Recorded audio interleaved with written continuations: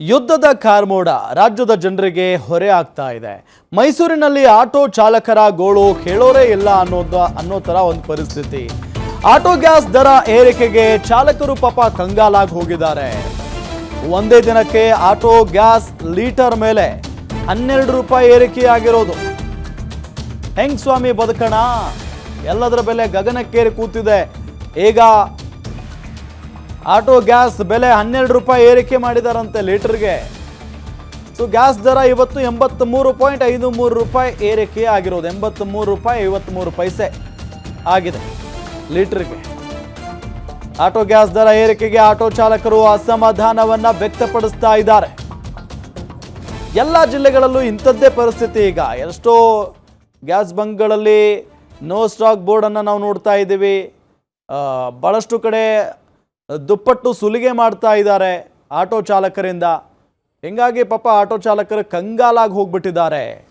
ಇನ್ನು ಈ ಸಂಬಂಧ ನಮ್ಮ ಪ್ರತಿನಿಧಿ ಸುರೇಶ್ ಬಿ ಒಂದು ಪ್ರತ್ಯಕ್ಷ ವರದಿಯನ್ನು ನೀಡಿದ್ದಾರೆ. ನೋಡೋಣ ಬನ್ನಿ. ಮಧ್ಯಪ್ರಾಚ್ಯ ರಾಷ್ಟ್ರಗಳಲ್ಲಿ ಉಂಟಾಗಿರುವಂಥ ಸಂಘರ್ಷದಿಂದಾಗಿ ಜನಸಾಮಾನ್ಯರ ಮೇಲೆ ಭಾರಿ ಪ್ರಮಾಣದ ಹೊರೆ ಬಿದ್ದಿದೆ.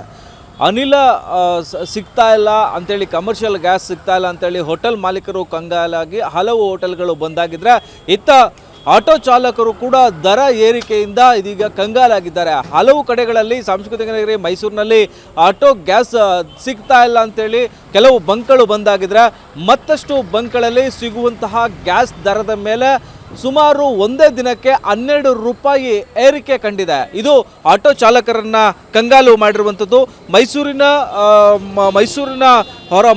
ನಗರ ಪ್ರದೇಶದ ವ್ಯಾಪ್ತಿಯಲ್ಲಿ ಇರ್ತಕ್ಕಂಥ ಒಂದು ಪ್ರೊಫೈಲ್ ಅನ್ನೋ ಒಂದು ಆಟೋ ಗ್ಯಾಸ್ನ ಬಂಕ್ನಲ್ಲಿ ನಾವಿದ್ದೇವೆ. ನಿನ್ನೆಗೂ ಇವತ್ತಿಗೂ ಹೋಲಿಕೆಯನ್ನು ಮಾಡೋದಾದರೆ ಒಂದೇ ದಿನಕ್ಕೆ ಸರಿಸುಮಾರು 12 ರೂಪಾಯಿ ಏರಿಕೆ ಕಂಡಾಗಿರ್ತಕ್ಕಂಥದ್ದು ಗ್ಯಾಸ್ನ 1 ಲೀಟರ್ನ ಮೇಲೆ. ಏನು ಇಂದಿನ ದರ 83 ರೂಪಾಯಿ 53 ಪೈಸೆ ಆಟೋ ಗ್ಯಾಸ್ನ ದರ ಲೀಟರ್ಗೆ ಇದ್ದರೆ, ನಿನ್ನೆ ದರ 71 ರೂಪಾಯಿ 61 ಪೈಸಾ ಸರಿಸುಮಾರಿತ್ತು. ಇದೀಗ ಸುಮಾರು 12 ರೂಪಾಯಿಯಷ್ಟು ಏರಿಕೆ ಕಂಡಿರುವಂಥ ಹಿನ್ನೆಲೆಯಲ್ಲಿ ಆಟೋ ಚಾಲಕರು ಕೂಡ ಇದೀಗ ಗ್ಯಾಸನ್ನು ಒಂದು ಕಡೆ ಗ್ಯಾಸ್ ಸಿಗ್ತಾ ಇಲ್ಲ ಅಂತೇಳಿ, ಒಂದು ಕಡೆ ಗ್ಯಾಸ್ ಸಮರ್ಪಕವಾಗಿ ಸಿಗ್ತಾ ಇದೆಯಾ, ಬೆಲೆ ಏರಿಕೆ ಒಂದೇ ದಿನಕ್ಕೆ 12 ರೂಪಾಯಿ ಹೆಚ್ಚಾಗಿದೆ, ಏನು ಹೇಳ್ತೀವಿ ಸರ್? ಗ್ಯಾಸು ಎಲ್ಲೂ ಸಿಗ್ತಲ್ಲ. ಒಂದು ಬಂಕಲ್ಲಿ ಸಿಗುತ್ತೆ, ಒಂದು ಬಂಕಲ್ಲಿ ಸಿಗಲ್ಲ.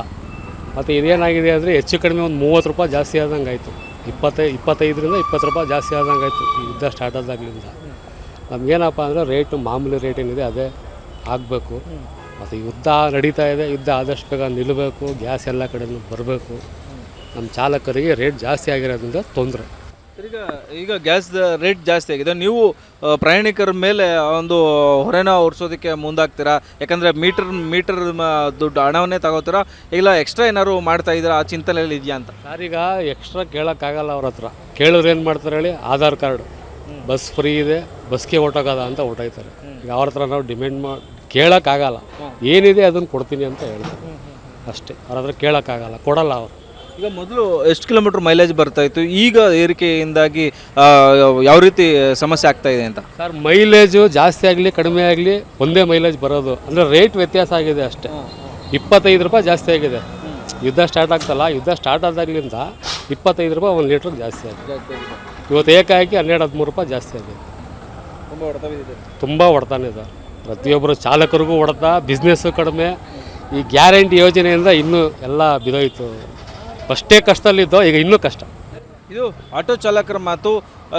ಏನು ಮಧ್ಯಪ್ರಾಚ್ಯ ರಾಷ್ಟ್ರಗಳಲ್ಲಿ ಉಂಟಾದಂಥ ಯುದ್ಧದ ಪರಿಣಾಮದಿಂದಾಗಿ ಸುಮಾರು 20ರಿಂದ 25 ರೂಪಾಯಿ ಅಂದಿನಿಂದ ಇಂದುವರೆಗೂ ಏರಿಕೆ ಕಂಡಿದೆ. ನಿನ್ನೆಯಷ್ಟೇ 13 ರೂಪಾಯಿ ಏರಿಕೆ ಆಗಿರ್ತಕ್ಕಂಥ ಹಿನ್ನೆಲೆಯಲ್ಲಿ ಏನು ಆಟೋ ಚಾಲಕರು ಸಾಕಷ್ಟು ಸಂಕಷ್ಟಕ್ಕೆ ಒಳಗಾಗಿದ್ದಾರೆ. ಏನು ಗ್ಯಾರಂಟಿ ಸ್ಕೀಮ್ನಿಂದ ಏನು ಆಧಾರ್ ಕಾರ್ಡನ್ನು ಪಡೆದು ಮಹಿಳೆಯರು ನಾವು ಬಸ್ಗೆ ಹೋಗ್ತೇವೆ ಅಂತೇಳಿ ಏನು ಹೆಚ್ಚಿನ ದರವನ್ನು ಮಾಡಿದ್ರೆ ಅವರು ಹೇಳ್ತಾರೆ, ನಾವು ಸುಮಾರು 20ರಿಂದ 25 ರೂಪಾಯಿ 1 ಲೀಟ್ರಿಗೆ ಹೆಚ್ಚಿಗೆ ದರವನ್ನು ಕೊಡ್ತಾ ಇದ್ದೇವೆ. ಇದು ಮೊದಲನೇ ರೀತಿಯಲ್ಲಿ ಆಗಬೇಕು ಅನ್ನೋ ಒಂದು ಮಾತುಗಳು ಕೂಡ ಆಟೋ ಚಾಲಕರಿಂದ ಕೇಳಿ ಬಂದಿರುವಂಥದ್ದು. ಕ್ಯಾಮ್ರಾಮನ್ ಧನು ಜೊತೆ Suresh B, guarantee news, Mysuru.